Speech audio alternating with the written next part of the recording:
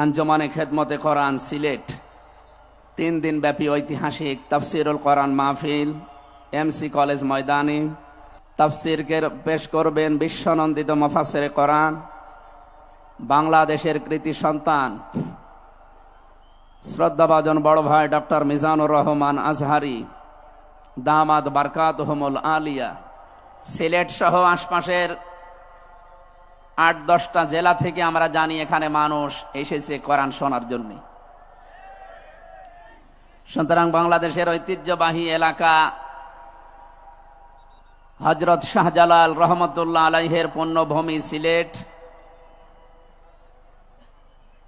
কোরআন যারা আমরা শুনতে এসেছি মানুষ হিসাবে, আল্লাহ রাব্বুল আলামিন কোরআনে কারিমের তেলাওয়াতকৃত আয়াত থেকে দুনিয়া এবং আখিরাতে উপকার হয় এমন কিছু নিয়ে যাওয়ার তৌফিক আমাদেরকে যেন দান করেন, আমিন।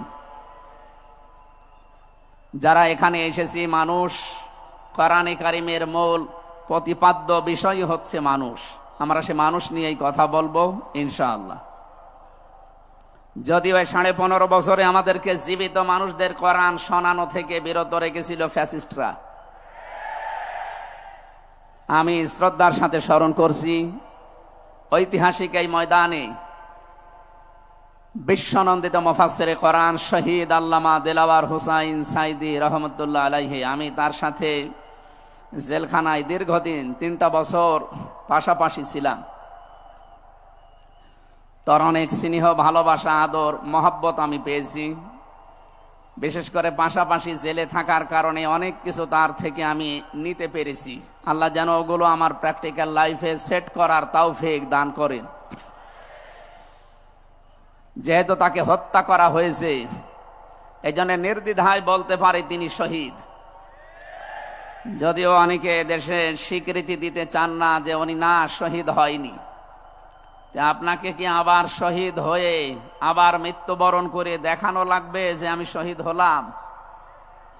শহীদ এই শব্দটা কত দামি আপনি জানেন? কোরআনে কারিমে রব্বুল আলামিন বলেন, ওয়ালা তাকুলু লিমান ইয়ুকতালু ফি সাবিলিল্লাহি আমওয়াত বাল আহইয়াউ ওয়ালাকিন লা তাশউরুন। সূরা বাকারা 2 নম্বর পারা 2 নম্বর পৃষ্ঠার 12 নম্বর লাইনে আছে এটা। আল্লাহ বলেন, মুখ দিয়ে বলবা না যারা আমি আল্লাহর জন্য শহীদ হয়েছে তাদের মরে গেছে, মৃত্যুবরণ করেছে, তারা মৃত, এ কথা বলবা না। বরং তারা জীবিত, কিন্তু তোমরা টের পাও না। মুখের পরে মানুষ যে অন্তরে একটা ধারণা নিয়ে আসতে পারে, এজন্য মহান আল্লাহ অন্তরে ধারণা করতেও নিষেধ করেছেন।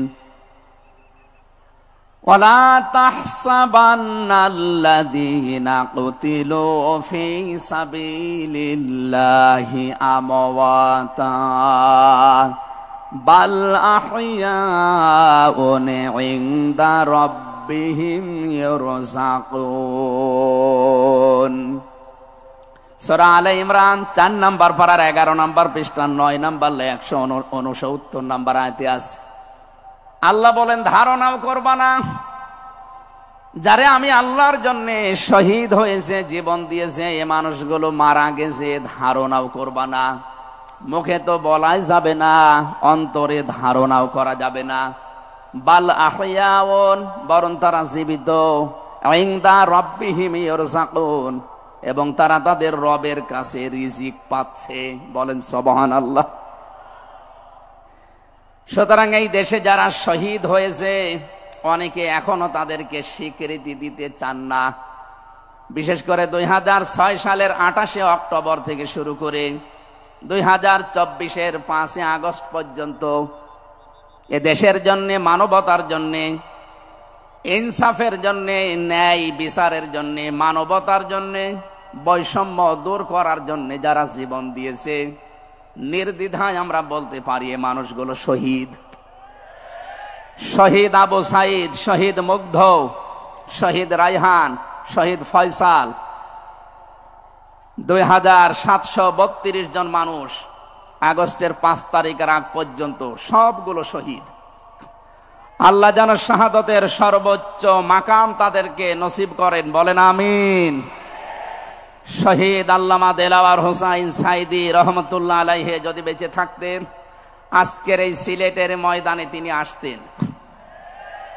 কোরআনে কারীম শুনে হাজারো মানুষ হয়তো দিনের দিশা পেত, তো জালেমরা তাকে ধোঁকা দিয়ে জেল থেকে বের করেছিল, আমার সামনে দিয়েই বের করে নিয়ে গিয়েছিল। পুরা ধোঁকা দিয়ে ওনাকে আগের দিনও দেখলাম কি সুন্দর কথা বলছিল, আমাকে উপদেশ দিচ্ছিল।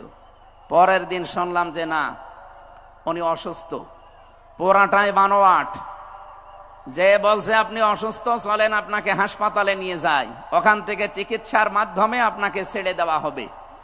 উনি তো আনন্দেই বের হচ্ছিলেন, কিন্তু জালেমদের দুর্বিসন্ধি যে এত গভীরে ছিল কেউ বুঝতে পারে নাই, উনি নিজেও টের পান নাই। এই জন্যে প্রিজন ভ্যান থেকে নামার সময় আমরা দেখেছি একটা তৃপ্তির হাসি দিচ্ছিলেন। বলা হচ্ছে ওনার হার্টে অসুস্থ ছিল, হার্টের রোগ ছিল। এই কারণে মানুষের হার্টে অসুস্থ হলে ওইভাবে মানুষ হাসতে পারে? বলেন। কারারক্ষী যারা সামনে ছিল তাদেরকে লম্বা করে সালাম দিয়েছিলেন, জিজ্ঞাসা করেছিলেন আপনারা কেমন আছেন। একজন হার্টের রোগী অসুস্থ মানুষ এই কথাগুলো বলতে পারে না, তার মানে এখন পোড়াটা পরিষ্কার, তাকে হত্যা করা হয়েছে।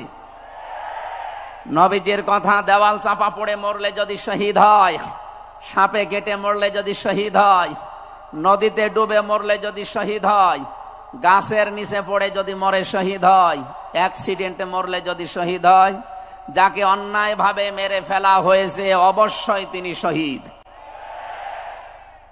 আল্লাহ রাব্বুল আলামিন তার গোলামের 50টা বছরের কোরআনের খেদমত যেন কবুল করেন, জান্নাতের সুউচ্চ মাকাম নসিব করেন, বলেন আমিন।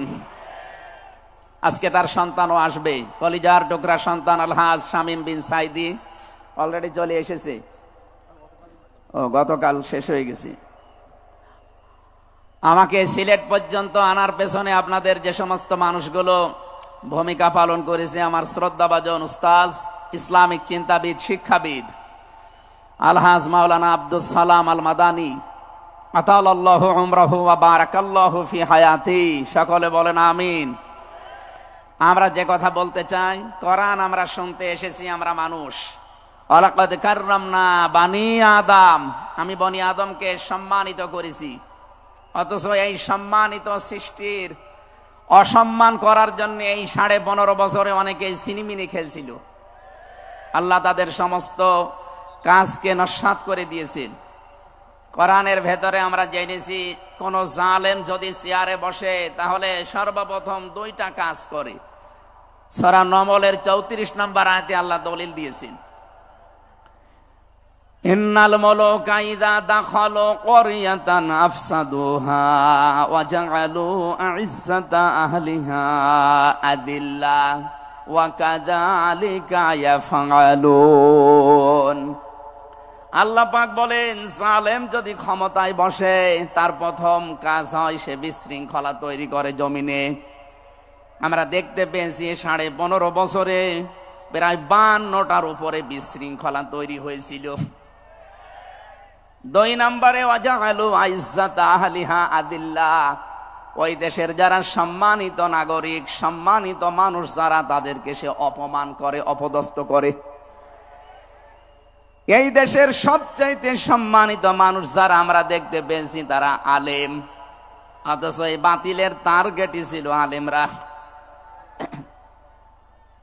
এখানে সম্মানিত মানুষদের যারা সম্মান করে, অপদস্থ করে, তাদেরকে হেয় প্রতিপন্ন করে, এটা জালেমদের 2 নম্বর কাজ। তার মানে কোরআনের এই আয়াত অনুযায়ী প্রতীয়মান হয় যারা ছিল এরা জালেম। জবান খুলে বলেন এরা কি? স্পষ্ট ভাষায় বলছি, যারা জালেম এরা আল্লাহর মামলার আসামি। কথাটা খুব হালকা মনে হচ্ছে। সূরা শূরা 25 নম্বর পারা 6 নম্বর পৃষ্ঠা 13 নম্বর লাইনের 42 নম্বর আয়াতে আছে, ইন্নামাস সাবিলু আলাল্লাযীনা ইয়াযলিমুনান নাস। আল্লাহ পাক বলেন অবশ্যই আমি নিজে মামলা দায়ের করব তাদের বিরুদ্ধে যারা মানুষ হয়ে মানুষের উপরে জুলুম করে। আল্লাহ ইয়াজলিমুন আল মুসলিমুনা দেননি, ইয়াজলিমুন আন নাস দিয়েছেন। ইয়াজলিমুন শব্দটা মোজারে, আরবি গ্রামার অনুযায়ী এটা বর্তমান, ভবিষ্যৎ, প্রেজেন্ট, ফিউচার, দুইটা কাল নিয়ে শব্দ গঠন করা। তার মানে এখন যারা এ পৃথিবীতে মানুষ হয়ে মানুষের উপরে জুলুম করছে, ভবিষ্যতেও যারা করবে, তাদের কিছু পরিণতির কথা আমরা কোরআনে জেনেছি। রব্বুল আলামিন জানিয়েছেন সূরা নমলের 52 নম্বর আয়াতে, ফাতিলকা বুয়ুতুহুম খাবিয়াতাম বিমা যালামু। হে নবী একটু তাকান জালেমদের এই বাড়ির দিকে। এই সেই ঘরগুলো, জুলুম করার কারণে ঘর আমি আজ পরিত্যক্ত বানিয়ে দিয়েছি, জনশূন্য করে দিয়েছি, উজাড় গৃহ বানিয়ে দিয়েছি। সিলেটবাসী, আয়াতটা যে কত বাস্তব, যদিও এটা লূত নবী আলাইহিস সালামের উম্মতদেরকে ইশারা দিয়ে আল্লাহ নাজিল করেছিলেন। তা আমার আয়াতটা পড়ার পর, ব্যাখ্যা বিশ্লেষণ দেখার পরে মনে হচ্ছে 2024 সালের 5 আগস্টের বিকাল বেলা আল্লাহ আবার নাজিল করেছেন। আল্লাহ যেন তার কুদরতি আঙ্গুল দিয়ে দেখাচ্ছেন এই সেই ঘরগুলো খাবিয়াতান, আমি জনশূন্য করে দিয়েছি, পরিত্যক্ত বানিয়ে দিয়েছি, বিমা যালামু, জালেমদের জুলুমের কারণে। এর বাস্তব প্রমাণ আমি কুষ্টিয়ায় হানিফ সাহেবের বাড়িটা দেখতে পেয়েছি। বিকাল 5টা বাজতে বাজতে মানুষ বাড়ি না ইট পর্যন্ত রাখে নাই, পায়খানার প্যান পর্যন্ত খুলে নিয়ে চলে গেছে। এতটুকু আল্লাহ শেষ করেননি, এর পরের শব্দ আমাদের জন্য। আল্লাহ তাআলা জানিয়েছেন বিমা যালামু, জালেমদের জুলুমের কারণে ওই জায়গা পর্যন্ত আল্লাহ অভিশপ্ত বানিয়ে দেয়। বাংলাদেশের 630টা থানা, কম বেশি প্রায় জায়গায় আমার যাওয়া হয়ে গেছে। আমি দেখতে পেয়েছি জালেমদের কোন চিহ্ন অন্তত এদেশে আর নেই। ফাকতিয়া দাবিরুল কওমিল্লাযিনা যালামু, আল্লাহ বলেন জালেমদের শিকড় কাটা হয়ে গেছে। কতিয়া এটা মজহুল, এর ফাইল বা কর্তা জানা নেই। আল্লাহ বলেন জালেমদের শিকড় কাটা হয়ে গেছে, কে কেটেছে জানা নেই। সারা দেশে জালেমদের বাড়ি ঘরগুলোর দিকে এখন একটু তাকান। আমি তো যেই কয়টার দিকে তাকালাম দেখি মানুষ 8-9 জন 10 জন করে যায়, কেউ এদিকে কেউ এদিকে কেউ এদিকে, সব মনে হচ্ছে জামাতবদ্ধ টয়লেট চলছে। আল্লাহ জালেমদের বাড়ি পর্যন্ত অভিশপ্ত এমনি করে নাই, আমাদেরকে শিক্ষা দিতে চেয়েছেন এটা। এদের এত বড় শিকড় যদি সমূলে আমি উপড়িয়ে ফেলতে পারি, ইন্না ফি যালিকা লাআয়াতাল লিকাউমিন ইয়ালামুন। এখানে লামে তাকিদ আছে, এখানে কত আলেম বসে আছে, শব্দ শুরুই করেছেন আল্লাহ ইন্না দিয়ে, মাঝখানে লামে তাকিদ দিয়েছেন। আল্লাহ পাক বলেন অবশ্যই এর ভেতরে শিক্ষা আছে, কাদের জন্য? যারা জ্ঞানী সম্প্রদায়। সুতরাং এটা যেহেতু রেকর্ড হয়, সারা বাংলাদেশে কালকে ছড়াবে। সবাইকে উদ্দেশ্য করে বলছি, জালেমদের এত বড় শিকড় যদি আল্লাহ কেটে ফেলতে পারে, আগামীতে যারা চেয়ারে বসবেন ক্ষমতায়, তারা খুব চিন্তা ভাবনা নিয়ে রাষ্ট্র চালাবেন, আপনার দ্বারা যেন জনগণের উপরে জুলুম হয়ে না যায়। যদি আপনার দ্বারা জুলুম হয়, আগামী 5 বছর পরে আপনার বাড়িও দেখবেন শ্মশান হয়ে গেছে। আমি আশা করি আমার বক্তব্য আপনারা বুঝেছেন, এবং রেকর্ড হওয়ার পরে যারা শুনবে তারাও বুঝবে। আমি এটা বলতাম না, আমি দেখতে পাচ্ছি কিছু মানুষ ইদানিং উলট পালট কথা বলছে, এ কারণে আমি ইঙ্গিত দিলাম। এখনই যদি আপনি এরকম কিছু বলেন, কিছুদিন পরে বলতে পারেন না। গতকালকে এক নেতা এইটা জানিয়েছে যে 15 বছর তো কোরআনের অনুষ্ঠানে অনুমতি লাগতো, আমরা যদি আসতে পারি অনুমতি দেব না। তা আপনি এ কথা বলবেন আমরা জানি, তা কিছুদিন পরে বলতে পারলেন না, আগেই বলে দিলেন, মানুষ তো সব চিনে ফেলবে। এই জন্য আমার মনে হয় আপনি ভুল করে ফেলেছেন। আপনি আস্তাগফিরুল্লাহ বা তওবা করে নেবেন, থুক্কু এরকম কিছু দিয়ে অন্তত ফিরে আসবেন যে না, এটা এখন আমি বলবো না, কিছুদিন পরে বলবো। মানুষকে আল্লাহ সম্মান দিয়েছেন, সেই মানুষের উপরে যারা জুলুম করে তারা আল্লাহর কেসের আসামি। পুলিশের কাজে বাধা দেন, পুলিশ বাদী মামলা হবে। আর যারা মানুষ হয়ে মানুষের উপরে জুলুম করে তারা আল্লাহ বাদী মামলার আসামি। আল্লাহ কিন্তু ইয়াজলিমুন আল মুসলিমুনা দেননি, যে মুসলমানদের উপরে যারা জুলুম করে ইয়াজলিমুন আর নাস দিয়েছেন। বলেন তো হিন্দু কি মানুষ না? আরো আসতে বলেন। এই যে বাইরের দেশের যে সমস্ত আন্তর্জাতিক রিপোর্ট গুলো আছে, ভয়েস অফ আমেরিকা এবং মাইক্রোসফট, সব খ্রিস্টানরা ইহুদিরা এরা চালায়। এরা রিপোর্ট দিচ্ছে সারা বিশ্বের 257টা দেশের ভেতরে সবচাইতে নিরাপদে সাম্প্রদায়িক সম্প্রীতি নিয়ে বাস করছে বাংলাদেশের মানুষ। অথচ এই 54 বছর মিথ্যাচার করে বিশ্বের মোড়লদের কাছে আমাদেরকে অনেকেই কালার করার চেষ্টা করেছে। তারা এতদিন মানুষকে শুনিয়েছে বাংলাদেশের সংখ্যালঘু নির্যাতন হয়, এটা তাহা মিথ্যা কথা। যারা এটা ছড়িয়েছেন সারা বিশ্ব তাদেরকে এখন ধিক্কার দিচ্ছে, ঘৃণা জানাচ্ছে। তারা বলছে এই বাংলাদেশ নিয়ে যারা মিথ্যাচার করছে ওদের জন্মটাই মিথ্যার উপরে। আপনি মাইক্রোসফট দেখেন, তারা রিপোর্ট দিয়েছে সারা বিশ্বের সবচাইতে বেশি মিথ্যা তথ্য ছড়ানো হয় ভারতে। আমি নাম নিতে চাইছিলাম না, বেরিয়ে গেছে। ওদের নাম আমার নিতে মনে বলে না। আমি ঘৃণা করি ওদের উগ্রপন্থী কিছু মানুষকে। হিন্দু ভাইরা আমাদের শত্রু না, কিছু উগ্র আছে যারা জঙ্গি, ওরা এই নামটা মুসলমানদেরকে দিয়েছে, অথচ সবচাইতে বড় জঙ্গি এই উগ্র হিন্দুরা। এদের কারণে আজ হিন্দু সমাজেরও বদনাম হয়ে যাচ্ছে। পরিষ্কার কথা শোনেন বাংলার মানুষেরা, একটা মুসলমানকে যদি আঘাত করেন একটা গুনাহ হবে, কোন অমুসলিমের গায়ে হিন্দুর গায়ে যদি আঘাত করেন ডবল গুনাহ হবে। একটা জুলুমের গুনাহ আর একটা আমানতের খেয়ানত করার গুনাহ। তারা আমাদের কাছে আমানত না, কথা বলেন না কেন? অথচ 15.5 বছরে আমরা আমানতের অনেক খেয়ানত করে ফেলেছি। আগামীতে এই খেয়ানত হবে না ইনশাআল্লাহ।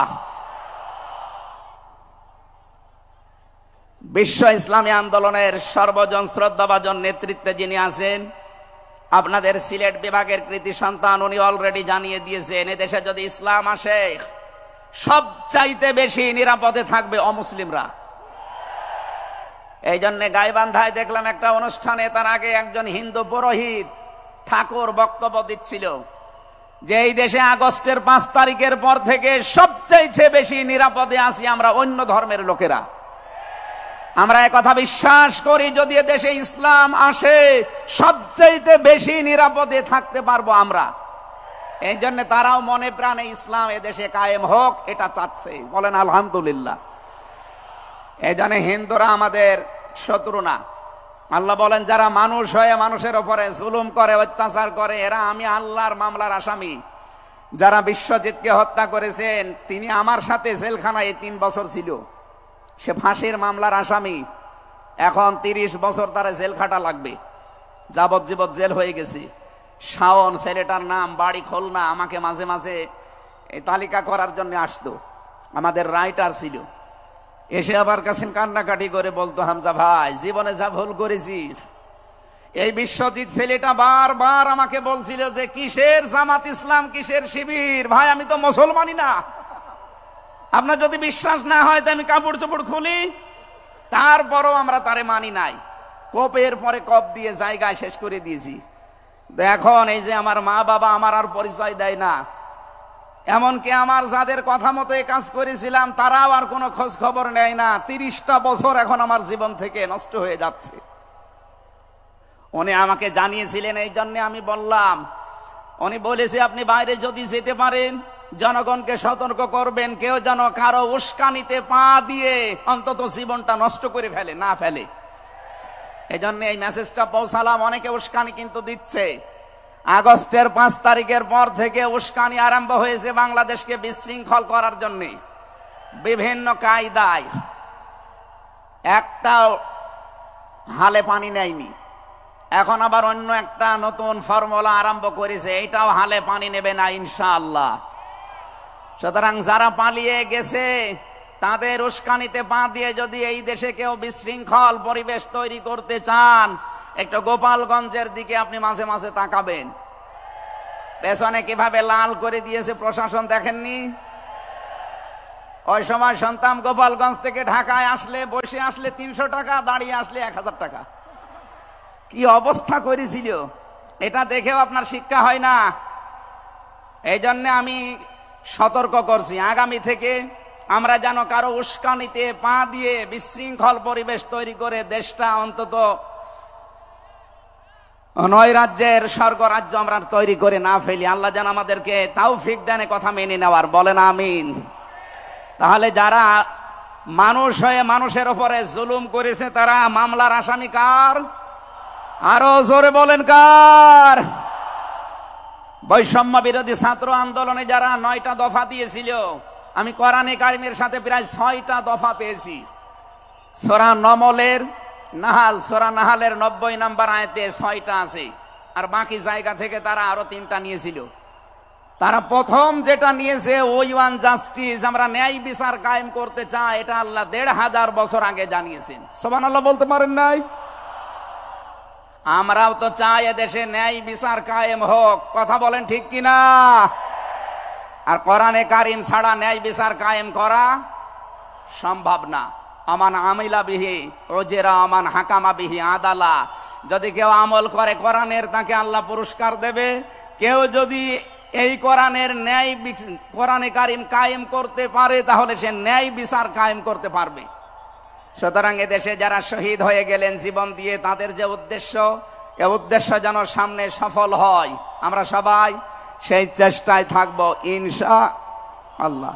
সতর্ক করছি এ কারণে, 1628 জন মানুষ দায়িত্বে ছিলেন বাংলাদেশে, ডাইরেক্ট ইনডাইরেক্ট মিলে। এরা আমরা যতদূর দেখতে পেয়েছি, আমার জেল জীবনের 3টা বছর ফাঁসির কন্ডেম সেলের ভেতরে আমি দেখেছি বাস্তবতা। এই 1628 জন কম বেশি এরা জুলুমের সাথে জড়িত। কেউ সরাসরি জালেম, কেউ জালেমের দোসর। কথা বলেন, জালেমরা টার্গেট কার? আরো জোরে।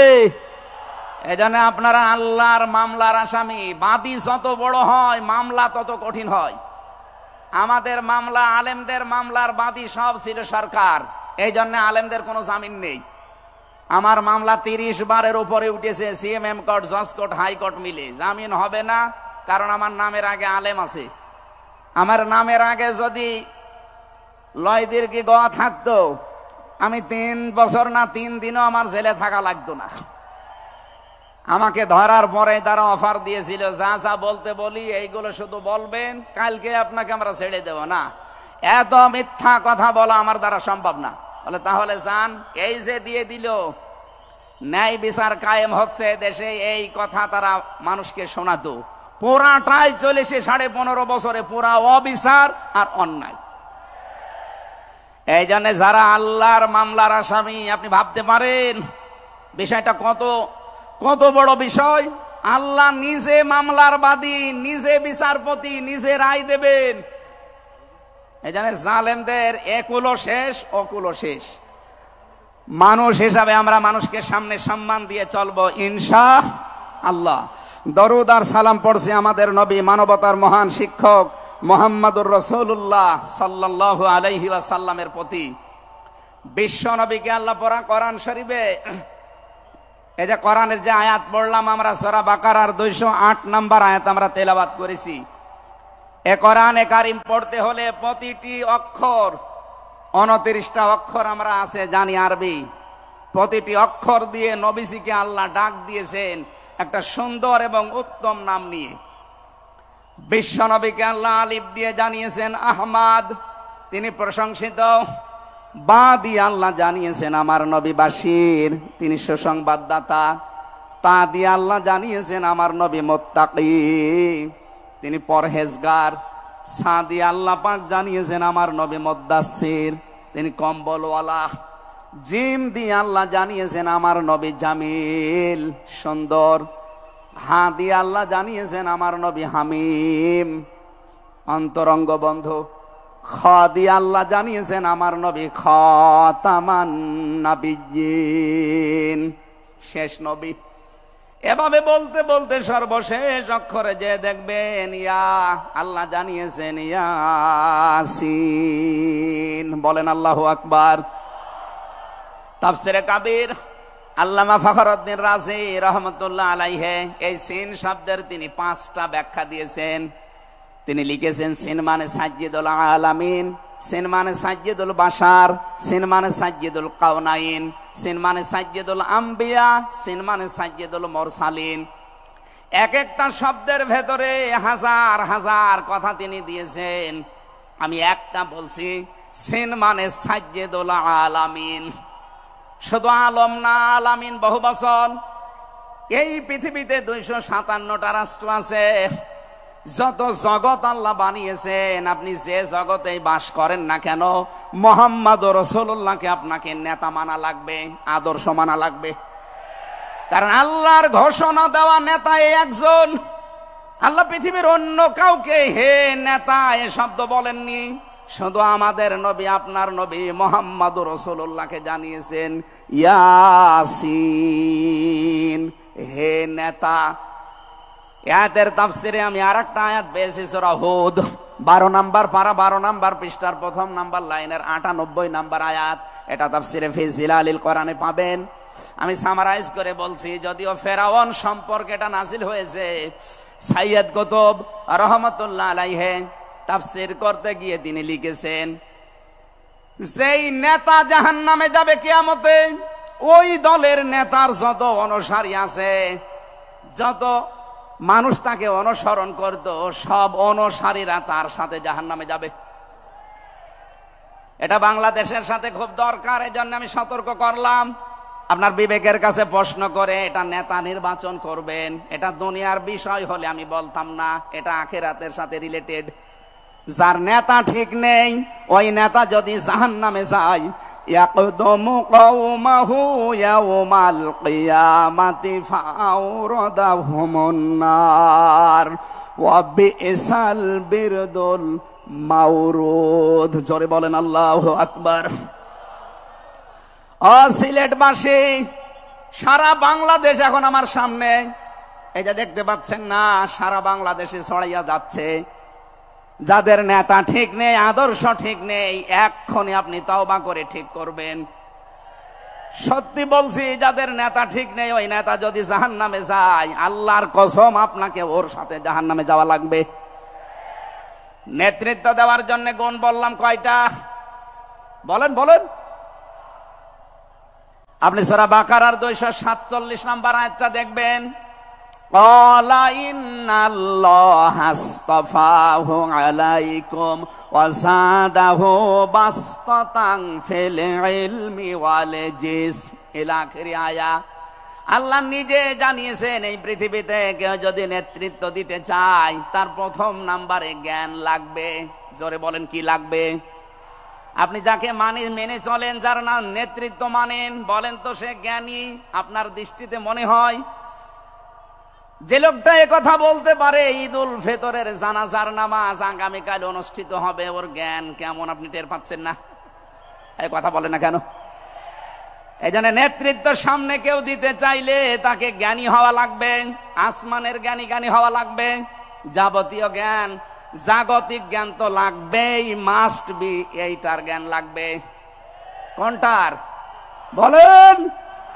2 নম্বরে আমি বেশি নেতা হওয়ার জন্য লাগবে। কেউ যদি সীমা লঙ্ঘন করে, কথাবার্তার কাছে কামে, সে নেতৃত্ব দেওয়ার যোগ্যতা হারিয়ে ফেলে। এটা সূরা শুআরার 152 নম্বর আয়াতে পাবেন। বাংলাদেশে আমরা এই কয়েকদিন ধরে দেখতে পাচ্ছি, ডক্টর মিজানুর রহমান আজহারি উনি একটা ইঙ্গিত দিয়েছেন, আর কেউ কেউ তার কথাটা ধরে মাথার কল্লা পর্যন্ত 10 লাখ টাকা ঘোষণা দিয়ে দিয়েছে। আপনার এত টাকা যে একজন মানুষের মাথার দাম আপনি 10 লাখ ঘোষণা দিয়ে দিলেন। তাও আপনি একজন পীর। এটাকে পীর না শয়তান? দুদককে বলবো, যারা 10 লাখ টাকা মানুষের মাথা ঘোষণা দিতে পারে, তার টাকা আছে কত আপনারা খোঁজ নিন। এক কথা বলেন না কেন? এই পীরগুলোকে আমরা মানুষকে 50,000, 5 লাখ, 10 লাখ টাকার কম্বল বিতরণ করতে দেখি না এই শীতে। তারা মানুষের মাথা চায় 10 লাখের বিনিময়ে। কি হয়েছে? সে একটা অসংলগ্ন কথা বলেছে এই কারণে। আপনি 2 ঘন্টা কথা বলেন তো আমি আপনার 50টা ভুল ধরবো। আমরা 1.5 ঘন্টা 2 ঘন্টা কথা বলে একটা স্লিপ অফ টান হলে সেইটা নিয়ে এই যে কেরামান কাতিবিন উনি একটা কি বলতেছে বলে ফেলেছে। আরে ভাই, আমাদের বয়সই কত? আমার বয়স এখন 33, মিজান ভাই আমার 5 বছরের বড় মাত্র। সব মিলে নাই তার 38-40 বছর হবে। এখনো তো নবুয়তের বয়সে আমরা পাইনি। কথা বলে না কেন? নবীকে আল্লাহ 40 বছরের আগে নবুয়ত দেয়নি। আমরা তো সে বয়সে এখন মানে পার হতে পারিনি। 2-একটা কথা এদিকে ওদিকে হলে আপনারা মাথা 10 লাখ টাকা, মাথা কি এত ফ্রি বলেন? কেউ কেউ অলরেডি আবার বলেছে এরা ধর্ম ব্যবসায়ী। এই কথা যেই লোকটা জানিয়েছে মিজানুর রহমান আজহারীর নাম নিয়ে যে এটা ধর্ম ব্যবসায়ী, আপনার ঈমান চলে গেছে। কারণ মিজানুর রহমান আজহারীর নামের আগে একজন আলেম লেখা আছে, আল উলামা ওয়ারাসাতুল আম্বিয়া, আলেমরা নবীর ওয়ারিস। এই কথা বলেন না কেন? অনেক বড় দায়িত্ব তার মাথার উপরে। নবী যে জানিয়েছেন আনা খাবাল খাতামান নাবিয়্যিন লা নাবিয়্যা বাদি, আমি শেষ নবী, আমার পরে কোনো নবী নেই। এ কথার ভেতর একটা ইঙ্গিত আছে, নবী শেষ, তারপরে নবী নেই। অথচ আদম নবী থেকে শুরু করে হযরত ঈসা নবী পর্যন্ত আমরা দেখেছি এক নবী শেষ হওয়ার পরে আর এক নবীর উপরে এ দায়িত্ব এসে পড়তো। উম্মতের দায়িত্ব ভার নবীরা নিত, কিন্তু এখন তো নবী নেই। যেহেতু ওনার ঘোষণা আমার পরে আর কোন নবী নেই, আমি শেষ নবী, এই হিসাবে নবীজি জানিয়েছেন আল উলামা ওয়ারাসাতুল আম্বিয়া, আমি থাকবো না কিন্তু আলেম থাকবে, এরাই আমার ওয়ারিস, এরাই আমার স্থলাভিষিক্ত। নবীর উপরে কথা বললে যেমন আমল আখলাক আল্লাহ নষ্ট করে দেয়, আলেমদের বিরুদ্ধে, আলেমদের উপরে কারো যদি কথা যায় তার পেছনের আল্লাহ সব নষ্ট করে দেবে। অহুম লা ইয়াশউরুন, কখন যে নষ্ট হয়ে যাবে আপনি টেরও পাবেন না। এই জন্য সীমা লঙ্ঘন করা যাবে না কথা এবং আচরণে, আপনারা সাবধান থাকবেন। যারা এই সীমা লঙ্ঘন গুলো করছেন, কাদের ইঙ্গিতে করছেন আমরা কিন্তু জানি। মাঝে মাঝে দাদারা এসে আপনাদের কান পড়া দিয়ে যায় আর আপনারা তখন উল্টা পাল্টা কথা বলতে থাকেন। কেউ না জানলে দেশের আলেমরা কিন্তু আগেই টের পায়, কারণ এরা তাহাজ্জুদের নামাজের সেজদায় আমার আল্লাহর সাথে কথা বলে। কথা বলেন না কেন?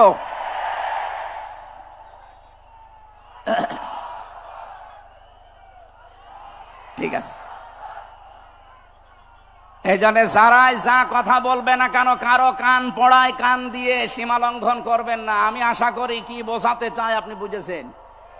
নেতৃত্ব দিতে হলে সীমার ভেতরে থাকবেন। 3 নম্বরে আমি পেয়েছি সূরা কাহফের 28 নম্বর আয়াতে যে গাফেল হওয়া যাবে না যারা নেতা হবে। অথচ এই দেশে আমরা দেখি এই 54-53 বছরে যারা নেতৃত্ব দিয়েছে অধিকাংশ গুলোই গাফেল। আল্লাহর এই কোরআন সম্পর্কে তারা গাফেল, মানবতার সম্পর্কে তারা গাফেল ছিল। 4 নাম্বারটাই বেশি সূরা নিসা, এইটা আমার মনে হয় না বলাই ভালো। না, এইটা বললে সমস্যা আছে। আমি শুধু আয়াত বলে দিচ্ছি, বাড়ি যে মিলান আমি বাংলাও বলবো না। সূরা নিসা 5 নাম্বার পারার 2 নাম্বার পৃষ্ঠার 11 নাম্বার লাইনের 34 নাম্বার আয়াত। আল্লাহ রাব্বুল আলামিন, বাংলা বলবো, আর রিজালু কাওয়ামুনা আলান নিসা, নেতা হবে পুরুষ, মহিলা নেতা হতে পারবে না। এটা একটু আস্তে বলেন, আমার ভয় করে। এই জন্য আমরা সামনে যারা নেতা হবে তারা যেন পুরুষ হয়। কথা বলেন ঠিক কিনা?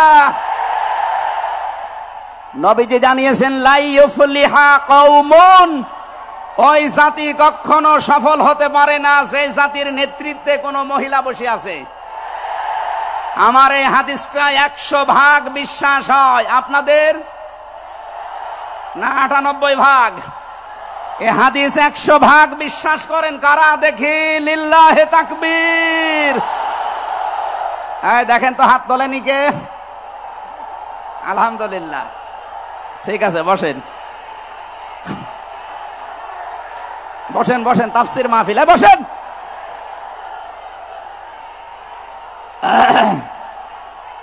এটা যদি আমরা মেনে নিতে না পারি, এই 54 বছরে আমরা যেখানে ছিলাম আরো পেছিয়ে যাওয়া লাগবে। এই জন্য আমরা সামনে এগিয়ে যেতে চাই। কোরআনের সূরা নিসার 34 নম্বর আয়াত, সামনে যদি নেতা হয় পুরুষ মানুষ হবে ইনশাআল্লাহ। আরো জোরে বলেন ঠিক কিনা? 5 নাম্বার পেয়েছি সূরা বাকারা 124 নম্বর আয়াত, কোন জালেম নেতা হতে পারবে না। আমাদের জাতির পিতা হযরত ইব্রাহিম আলাইহিস সালামকে দিয়ে আল্লাহ উদাহরণ দিয়েছেন। আপনি সূরা বাকারার 124 নম্বর আয়াতটা পড়ে নেবেন। সুতরাং যারা জালেম হবেন সামনে তাদের নেতৃত্বে আসার দরকার নেই, আপনি ভিক্ষা করে খান। কথা বলেন না কেন? আমরা অনেককেই দেখতে পাচ্ছি এই যে দ্বিতীয় স্বাধীনতার পর থেকে অনেকেই জুলুম আরম্ভ করেছেন। আপনারা থামবেন, আমরা সবাই মাজলুম এই দেশে, শুধু ওই 14 দল বাদ দিয়ে। সুতরাং আমরা এই মাজলুম গুলো যেন আবার জালেম হয়ে না যায়, তাহলে নেতৃত্ব দেওয়ার যোগ্যতা আমরা হারিয়ে ফেলবো। আল্লাহ যেন আমাদেরকে বাঁচান, বলেন আমিন। সূরা বাকারা আয়াত নাম্বার 208। আমরা একটা মাত্র আয়াত থেকে আজকে তাফসীর করার জন্য বসছি, আমার নির্ধারিত সময় পর্যন্ত যাব।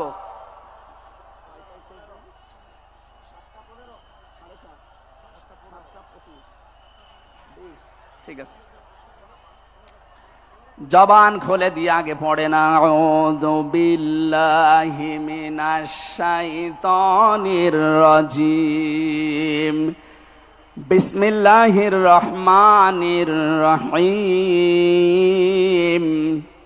ইয়া আইয়ুহাল্লাযীনা আমানু দুখুলু ফিস সিলমি কাফা। এ পর্যন্ত থাক। যেহেতু ডক্টর মিজানুর রহমান আজহারি আর 20-25 মিনিট পরে চলে আসবে, এই জন্য আমরা এ পর্যন্ত থাক। 3 ভাগের 1 ভাগ আমরা পড়লাম। সূরা বাকারা আল্লাহ তাআলা ডাক দিয়েছেন ইমানদারকে। কাকে বলেন তো? আমরা ইমানদার না বেঈমান? ঈমান আনার আগে একটা কাজ করা লাগে। আল্লাহর ঘোষণা, ফামাই ইয়াকফুর বিত-তাগুত ওয়া ইউমিন বিল্লাহ। কেউ যদি ঈমান আনতে চায় তার প্রথম কাজ হবে সে যেন তাগুত ছেড়ে দেয়। এদিকে কি মানুষের চাপে, মানুষের চাপে এগুলো হচ্ছে নাকি? আপনারা একটু ধৈর্য ধরেন। আসলে এনাদের তো আর জায়গা নেই, আর কোথায় পাবে জায়গা? এখানে শুনলাম আসার আগে 8 থেকে 10 লাখ মানুষের ওনারা ব্যবস্থা করেছে। এরপরও বাইরে যে অবস্থা দেখলাম, কমপক্ষে 15 থেকে 16 লাখ মানুষ আজকে এই সিলেটের ময়দানে এসেছে কোরআন শোনার জন্য। আলহামদুলিল্লাহ। সম্মানিত ভাইরা, আমরা যেটা বলতে চাচ্ছি, ঈমান আনার আগে আল্লাহর নির্দেশ যে তাগুত ছেড়ে দাও, তাহলে ফাকাদ ইসতামসাকা বিল উরওয়াতিল ওয়াসকা, এমন একটা মজবুত রশি ধারণ করতে পারবা, লাং ফিসামা লাহা, যা ছিঁড়ে যাবে না। এ বাংলাদেশ সহ বিশ্বে আমরা যারা ঈমানের দাবি করি, অনেকে তাগুত ছেড়ে না দিয়ে ঈমান এনেছি। এজন্য বিপদ আসলে ঈমান আর টেকে না। পক্ষান্তরে যারা তাগুত ছেড়ে দিয়ে ঈমানের দাবি করতে পেরেছে, এই মানুষগুলোর ঈমানের যত পরীক্ষা হয় তাদের ঈমান তত মজবুত হয়। শহীদ আল্লামা দেলাওয়ার হোসাইন সাঈদী তার 1 নম্বরে প্রমাণ। কথা বলেন না কেন? 13টা বছর জীবনে একটা ঘরে কাটিয়েছে, তারপরও তিনি মাথা নত করেন নাই। কারণ তাগুত ছেড়ে দিয়ে ঈমান এনেছিলেন। তাগুত ছেড়ে না দিয়ে যদি ঈমান আনতেন তিনি টিকে থাকতে পারতেন না। আমি বহু মানুষ জেলে দেখেছি, বহু আলেমকে দেখেছি, তারা টিকে থাকতে পারে না, আল্লাহকে পর্যন্ত দোষারোপ করে। ডক্টর শফিকুল ইসলাম মাসুদ, দেলাওয়ার হোসেন শিবিরের সাবেক সভাপতি। নাম নিয়ে বলছি এই কারণে, এই মানুষগুলো ঈমান এনেছিল তাগুত ছেড়ে দিয়ে। দেলাওয়ার ভাইকে তার গরম করে লজ্জাস্থানে ঢুকিয়েছে, পুরুষাঙ্গ নষ্ট করে দিয়েছে। 57 দিন লোকটা রিমান্ডে ছিল, তারপরও টলাতে পারে না জালেমরা। কিন্তু যারা ঈমান এনেছে তাগুতের সাথে মিল মহাব্বত রেখে, আপনি তাকান আগস্টের 5 তারিখের পরে তারা অনেকেই বেঈমান হয়ে গেছে। জাতীয় মসজিদের সাবেক ইমাম, কথা বলে না কেন, 5 তারিখের পরে পালিয়েছে, পৃথিবীর ইতিহাস পাল্টিয়ে দিয়েছে। জাতীয় মসজিদের ইমাম পালিয়ে যায়, এটা একটা লজ্জা না? এমপিরা নাই পালিয়ে গেল, তা আপনি কেন পালাবেন? কিছুদিন পরে জোর করে এসেছিল ইমামতি আবার করব, জনগণ জুতা দিয়ে পিটিয়েছে। পরের দিন স্ট্যাটাস দিয়েছে, জনগণ জুতা দিয়ে পিটিয়েছে, তাই কি আমার গায়ে লাগেনি। মানুষ কত নিচে নামতে পারে। তার বাবা তো একজন ভালো মানুষ ছিল, একজন আলেম ছিল, কি এসেছে আল্লাহ জানে। একটা জালেমাকে সে নাম দিয়েছে কওমি জননী। এই নামটা যেই দিন দেয় সেদিন জেলখানায় ওনার নামে বদদোয়া হয়েছে। মাওলানা মামুনুল হক সহ যত আলেম ছিল আমরা এক জায়গায়, ওনারা বলছিল যে করল কি। হেফাজত ইসলামের 13 সালে এতগুলো মানুষ হত্যাকারী যার হাতে রক্ত লেগে আছে, আর সেই লোকটাকে নাম দিয়ে দিল কওমি জননী। আমাদের মাথা কাটা গেল। এরকম হাজারো আলেম, হাজারো পীর, হাজারো মুসলমানের দেশে ঈমান রাখতে পারে নাই, কারণ তাগুতের সাথে সম্পর্ক রেখে ঈমানের দাবি করত। আল্লাহ বলেন ঈমান আনতে হলে আগে তাগুত ছেড়ে দাও, এরপরে ঈমানের দাবি করো। উদখুলু ফিস সিলমি কাফা, ঈমানদার যারা তারা প্রবেশ করো পুরোপুরি ভাবে ইসলামে। এখানে সিলমন বা সালমন, সিনের উপরে জবর দিলে হয় সালমন মানে শান্তি, সিনের নিচে জের দিলে হয় সিলমন মানে ইসলাম। আল্লাহ রাব্বুল আলামিন ঈমানদারকে ডাক দিয়ে জানিয়েছে তোমরা প্রবেশ করো। যেহেতু সিলমনটা আছে এজন্য ইসলাম নেওয়া লাগবে। আমি যতগুলো তাফসীর বিশ্ববিদ্যালয়ে থাকাকালীন মিলিয়েছিলাম এই সিলমন দিয়ে। আমি ভার্সিটিতে থাকাকালীন প্রায় 42টার উপরে এক জায়গায় মিলিয়েছি, যে দেখি সবাই কি বলে। প্রত্যেক মুফাসসির এখানে শান্তি না, এখানে নিয়েছেন তারা ইসলাম অর্থে তোমরা পুরাপুরি ইসলামে প্রবেশ করো। এখন আমরা যদি প্রশ্ন করি পুরাপুরি ইসলামে প্রবেশ করার অর্থ কি, কোরআন শরীফ থেকে আমরা ব্যাখ্যা বিশ্লেষণ দিয়েছি যে 5টা বিষয় যখন দেখবেন আপনার ভেতরে আছে, তখন বুঝবেন আমি পুরাপুরি ইসলামে প্রবেশ করেছি। জোরে বলেন সুবহানাল্লাহ। আমি তাফসীর থেকে যে নোটগুলো নিয়ে এসেছি তার 1 নম্বরে আপনি যখন দেখবেন যে আপনি আত্মসমর্পণ করে ফেলেছেন, 2 নম্বরে আপনার ভেতরে ইখলাস তৈরি হয়েছে, 3 নম্বরে আপনার বিশুদ্ধ আকীদা তৈরি হয়ে গেছে, 4 নম্বরে আপনার চরিত্র উন্নত হয়েছে, 5 নম্বরে আপনার লেনদেনের স্বচ্ছতা এসেছে। এই 5টা কাজ যখন আপনি দেখবেন তখন মনে করবেন যে আমি ইসলামে পরিপূর্ণ প্রবেশ করেছি। এখন বলেন তো আপনার কি 5টা কাজ পরিপূর্ণ হচ্ছে? আত্মসমর্পণ 1 নম্বরে আপনাকে করা লাগবে আমার আল্লাহর সামনে। কার সামনে? এটা দেখিয়েছেন আমাদের জাতির পিতা হযরত ইব্রাহিম। ইদ ক্বালা লাহু রাব্বুহু আসলিম ক্বালা আসলামতু লিরাব্বিল আলামিন। সূরা বাকারা 1 নম্বর পারা 19 নম্বর পৃষ্ঠা 7 নম্বর লাইনের 131 নম্বর আয়াতে আছে। এটা ইবনে কাসিরে পাবেন। আল্লাহ পাক বলেন আত্মসমর্পণ করো। উনি গাছের মাথায় বসে কোড়াল দিয়ে কাঠ কাটছিলেন, ডাক দিয়ে বলে মাবুদ এখানে বসে আত্মসমর্পণ করব কি করে? আল্লাহ পাক বলেন আত্মসমর্পণ এখানে খতনা করে আত্মসমর্পণ করো। গাছের মাথায় তিনি কোড়াল দিয়ে খাতনা করে বললেন আমি মহাবিশ্বের প্রতিপালকের কাছে আত্মসমর্পণ করলাম, স্যালেন্ডার করলাম। এতটুকু তিনি শেষ করেননি, তিনি ডাক দিয়েছিলেন ইন্তেকালের আগে তার সন্তানদেরকে, ওয়াসাা বিহা ইব্রাহিম বানিহি ওয়া ইয়াকুব ইয়া বানিয়া ইন্নাল্লাহা আসতাফা লাকুমুদ্দিন ফালা তামুতুন্না ইল্লা ওয়া আনতুম মুসলিমুন।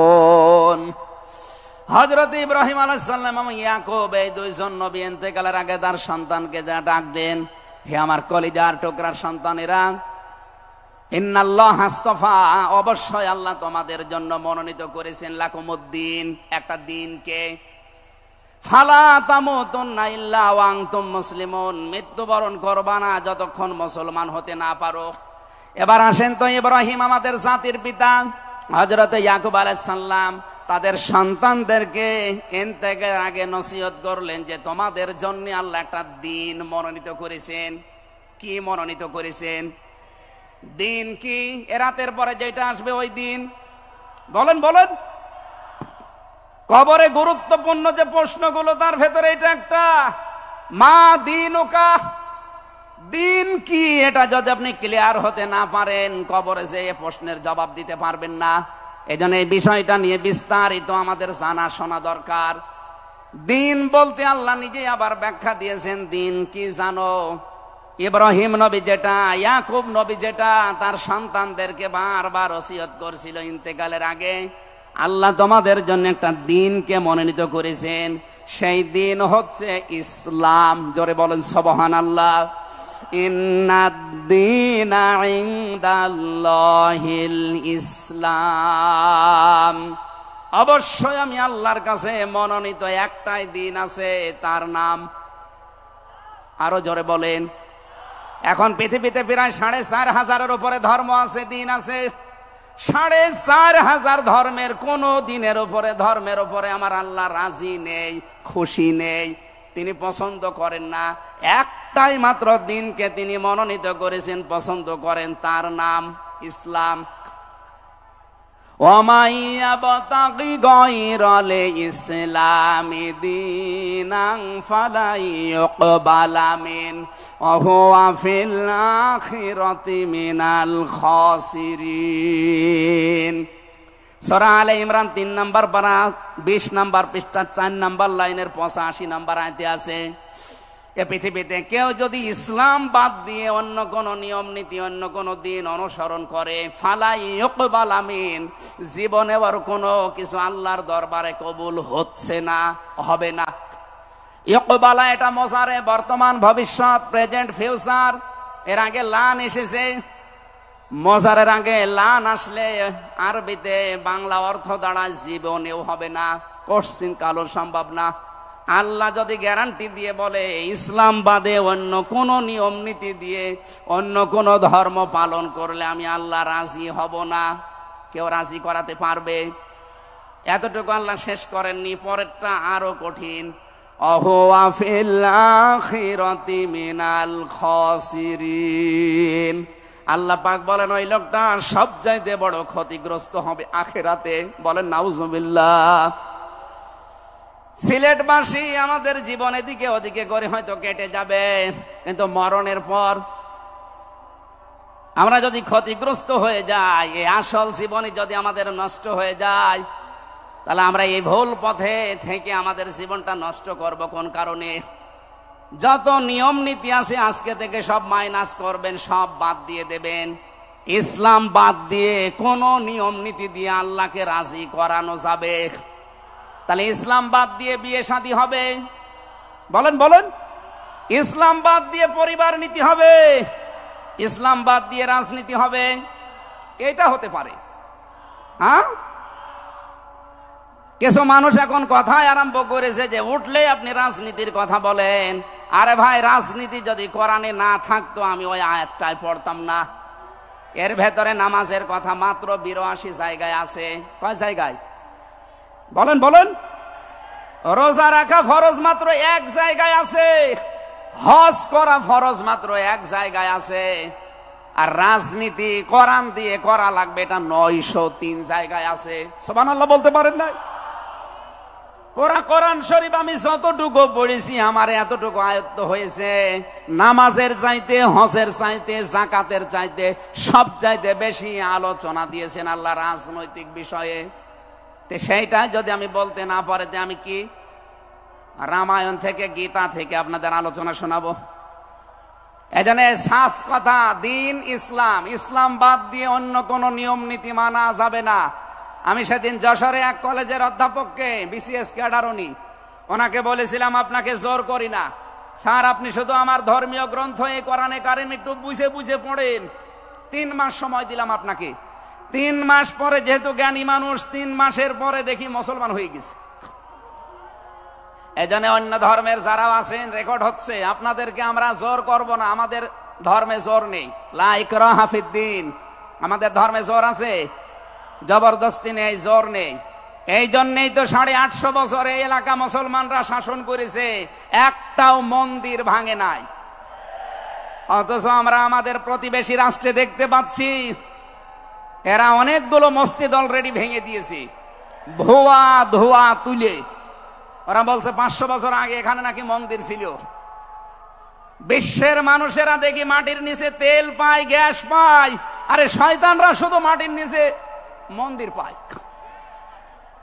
আপনাদের পূর্বপুরুষেরা আল্লাহর ঘর ভাঙতে এসে কাসফিম মাকুল হয়ে গেছে। আমরা দেখতে পাচ্ছি আগামীতে আল্লাহর ঘর, মসজিদ গুলো ভেঙে দেওয়ার কারণে আল্লাহ নিজে কিন্তু প্রতিশোধ নেবে। কাসফিম মাকুল আপনাদেরও বানিয়ে দেবে ইনশাআল্লাহ। এজন্য প্রতিবেশী হিসাবে সতর্ক করলাম, যদি ভালো লাগে মেনে নিন, ভালো না লাগলে নিজের পায়ে নিজে কোড়াল লাগান। আমার কথার অর্থ বোঝেননি? সুতরাং পৃথিবীতে দিন ইসলাম বাদ দিয়ে কোন ধর্ম, সব মানুষের বানানো তৈরি করা। অন্য ধর্মের মানুষদেরকে আমরা চ্যালেঞ্জ করছি, আহ্বান জানাচ্ছি, আমাদের এইটা পড়েন, লা ইকরাহা ফিদ্দিন লা রাইবা ফি যালিকাল কিতাবু লা রাইবা ফি। কোন সন্দেহ নেই, সন্দেহের অবকাশ পর্যন্ত নেই। এখানে আসেন, যদি মনটা আপনার ভালো থাকে, টনি বেলারের শালিকা লরেন বুথকে যেভাবে হেদায়েত দিয়েছে আপনাকেও দিতে পারবে ইনশাআল্লাহ। সে আহ্বান রেখে, এখনো যেহেতু 4টা অর্থ ছিল, আপনি যে ইসলামে প্রবেশ করেছেন তার দ্বিতীয় অর্থ আপনি দেখবেন যে আপনার ভেতরে ইখলাস আছে কিনা। আপনি কি লোক দেখানো কাজ করেন না আল্লাহর জন্য করেন, এইটা দেখবেন। 3 নম্বরে আপনার আকীদা শুদ্ধ আছে কিনা। আজ এই দেশের একটা মাসলুম সংগঠনের উপরে একটা তহমত দেওয়া হয় যে এদের আকীদা ঠিক নেই। আপনার আকীদা কত ভালো, আমি নিচে নামলাম না। 4 নম্বরে উন্নত চরিত্রের অধিকারী হওয়া লাগবে, আর এটা নিতে হবে মুহাম্মদুর রাসূলুল্লাহর কাছ থেকে। 5 নম্বরে আমাদের লেনদেন স্বচ্ছ হওয়া লাগবে। আপনারা তাফসীর শুনতে এসেছেন, আমরা বিস্তারিত আর বলতে পারলাম না আজকে, কারণ আমার সময় শেষ হয়ে গেছে।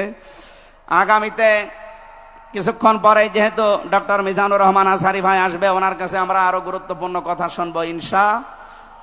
আজকের কথাগুলো আল্লাহ আমাদের জীবনে প্র্যাকটিক্যাল লাইফে আমল করার তৌফিক দিন, আমিন। বারাকাল্লাহু লানা ওয়া লাকুম ফিল কোরআনিল আযীম। আসসালামু আলাইকুম ওয়া রাহমাতুল্লাহ।